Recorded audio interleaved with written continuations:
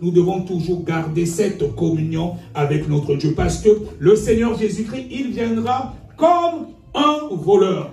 Le voleur, quand il vient, on ne sait pas à quel moment il arrive, on peut dormir, il vient nous cambrioler. Et c'est comme ça que le Seigneur Jésus-Christ viendra. Donc, on ne connaît pas l'heure, on ne connaît pas le jour. C'est pour cela, à cause de la nature adamique que nous avons, elle est vouée au péché. Tant que nous avons ce corps corruptible, il peut nous arriver de faire des choses qui ne glorifient pas Dieu. Mais comme nous sommes au temps de grâce, quand nous demandons pardon à notre Dieu, il nous lave, il nous purifie. Quand nous sommes vraiment sincères, parce qu'il sonde les cœurs et les reins, je te garantis, quand tu demandes pardon sincèrement, il te remet la robe blanche que tu avais quand tu l'as accepté comme ton Seigneur et Sauveur. Mais quand nous péchons, cette robe est tachée. Mais la Bible déclare que rien de souillé ne rentrera au ciel. Donc pour faire part de cette église glorieuse qui ira à l'enlèvement, nous devons être sans tache, pur et sans péché. Dans beaucoup d'églises, il y a eu un mauvais enseignement où on a fait croire aux gens qu'il y a un évangile de purgatoire, ou encore on a fait croire aux gens que quand tu vas mourir, on va essayer d'évaluer tes péchés. On va voir si tu as fait plus de bien, si tu as fait 51% de bien et 49% de mal. C'est comme ça que tu seras sauvé. C'est faux.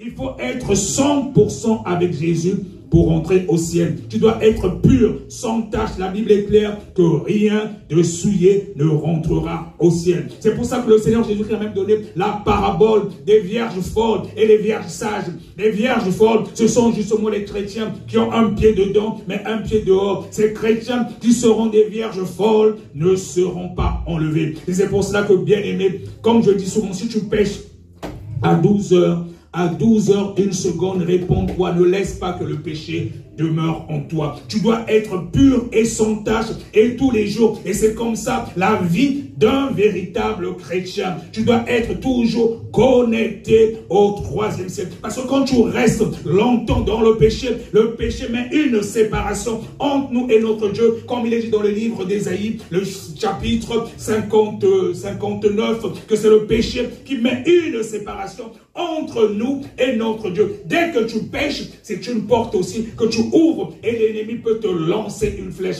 Mais si tu pêches, tu te répands à l'instant. Je te garantis que le Seigneur Jésus-Christ lave ta robe et elle redevient blanche. Et même s'il y avait un sorcier qui voulait t'atteindre et te lance une flèche, ça ne peut pas, parce qu'il y a une muraille de feu autour de toi. Les anges de l'Éternel sont là et Dieu est dans sa parole.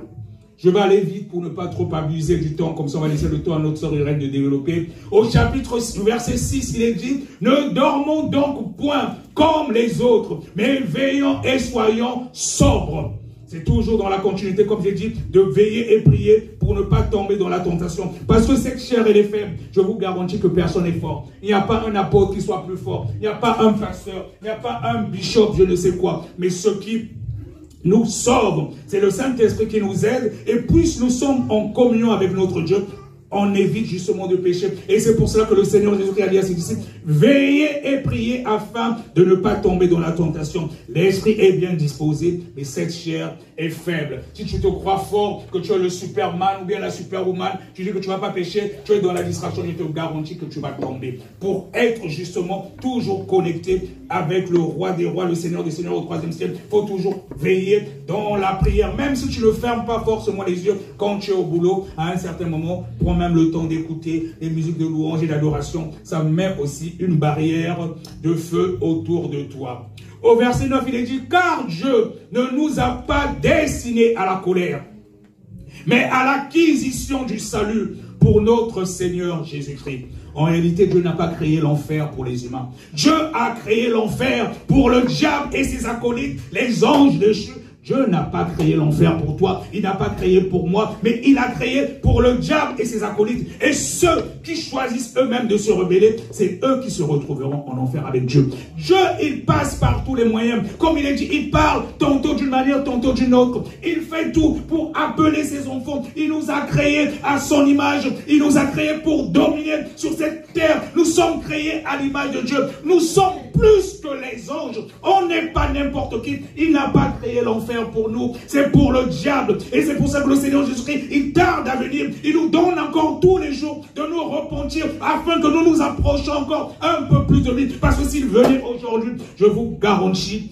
il n'y a peut-être même pas 5% qui seront sauvés. Il y a beaucoup de révélations qui vont dans ce sens. Dieu, notre Dieu, est tellement amour qu'il donne le temps à tout le monde, même les sorciers. Dieu aime toute sa création, mais c'est le diable qui est venu faire n'importe quoi. Il donne le temps à tout le monde, même si tu as tué 1000 personnes, 10 000, 100 000 personnes. Jésus t'aime. Du moment que tu as ce corps charnel, il te donne encore le temps de se repentir. Il est tellement merveilleux. Tu as beau avoir été une prostituée, Jésus t'aime. Peu importe un criminel, Dieu aime tout le monde. Le Seigneur Jésus-Christ est venu pour les pécheurs. Ne te culpabilise pas. Tu n'es pas plus pécheur qu'un autre, mais il est venu justement pour toi. Il est venu pour nous et il veut que nous soyons tous sauvés. Et c'est pour cela qu'il tarde à venir pour que nous rentrons tous au paradis.